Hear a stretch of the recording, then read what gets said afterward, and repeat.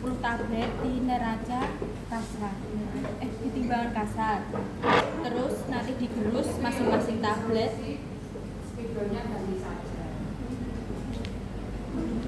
Terus setelah ditimbang masing-masing 10 tablet, lalu tablet digerus masing-masing. Lalu ditimbang di neraca analitik sebanyak 50 mg. Setelah itu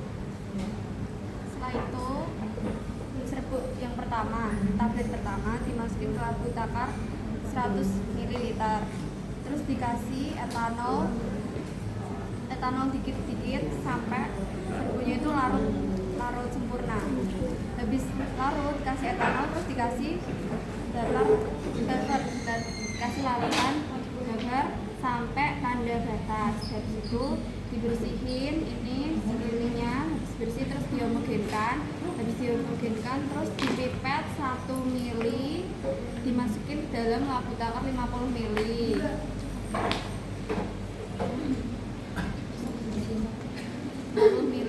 Habis itu nggak usah dikasih etanol karena udah larut tadi. Terus langsung dikasih larutan buffer sampai tanda batas. Seperti biasa dibersihin kayak tadi, habis itu dihomogenkan lagi. Terus habis itu dicek di spektro, cek absorbensinya. Habis itu dilihat apakah memasuki rentang 0,2 sampai 0,8 apa enggak. Kalau udah masuk rentang 0,2 sampai 0,8, baru yang selanjutnya bisa dilakukan pengujiannya sampai 10 tablet. Di encerin kan sama, itu juga dicek absorbensinya, dilihat kalau lebih rentang 0,2 kalau enggak 0,2 sampai 0,8. Kalau melebihi berarti nanti kita ngencerin lagi ke 10 mili misalnya labu takarnya, biar rentangnya itu masuk, karena itu mungkin ketinggian lebih dari atas. Bang dulu yang tablet itu diambil 50 mg, taruh sini, terus habis itu diabsorbasi. Nah setelah itu dicari regresi linear dari baku paracetamol, ketemunya ini. Nah setelah ketemu persamaan ini digunakan untuk perhitungan kadar tablet. Caranya Y-nya diganti absorbasi per tabletnya, kan ada 10 tablet, berarti satu-satu. Ini rumusnya, X-nya pakai persamaan Y tadi. Terus faktor pengencaran, karena pengencarannya itu terakhir 50, karena yang kalau 100 itu ppm-nya 384,61 ppm, diencerkan jadi 50 kali, jadi 7,6922 ppm. Ketemu kadar paracetamol tablet 1 ini dihitung satu-satu sampai 10 tablet. Nah setelah itu dihitung rata 10 tablet uji penimbangannya. 10 tablet di rata-rata misalnya ini. Setelah itu dihitung rata bobot zat aktif teoritis. Nah hasil rata ini, terus habis itu bobot tablet teoritis 650 mg di formula, terus dikali 500 mg itu zat aktifnya, ketemu ini. Terus habis itu mencari nilai harga T rata bobot zat aktif teoritis per etiket dikali 100%.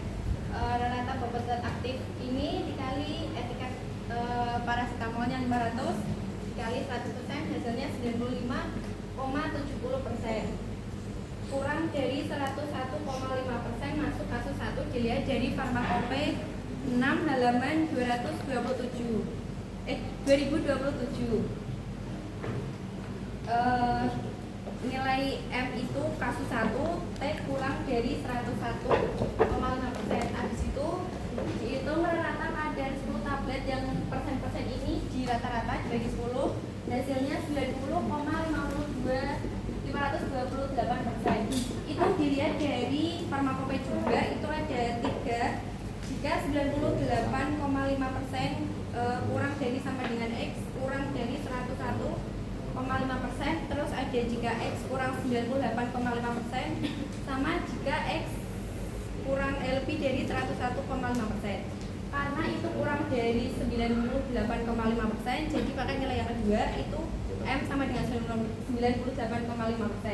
NP sama dengan 98,5 kurangi rata-rata kadar ditambah K itu konstanta keberterimaan. Tadi kan ada 10 tablet. Nah, kalau 10 tablet itu K-nya 2,4. Karena nanti ada uji tahap 2 itu 30 tablet, berarti N-nya itu 30, K-nya 2,0 di farmakope ada. Terus habis itu S-nya itu nilai SD di kalkulator. Habis itu dikurang, hasilnya 48,7 kurang dari 15 itu dilihat dari persyaratan di farmakope juga. L1 sama dengan 15,0 kecuali dinyatakan lain pada masing-masing monografi. Karena ini kurang dari 15 berarti tidak memasuki syarat uji tahap 1, jadi harus dilakukan uji tahap 2 menggunakan 30 tablet. Karena ini sudah 10 tablet berarti kurang 20 tablet lagi. Habis itu dirata-rata lagi sama seperti ini sampai kurang dari 25.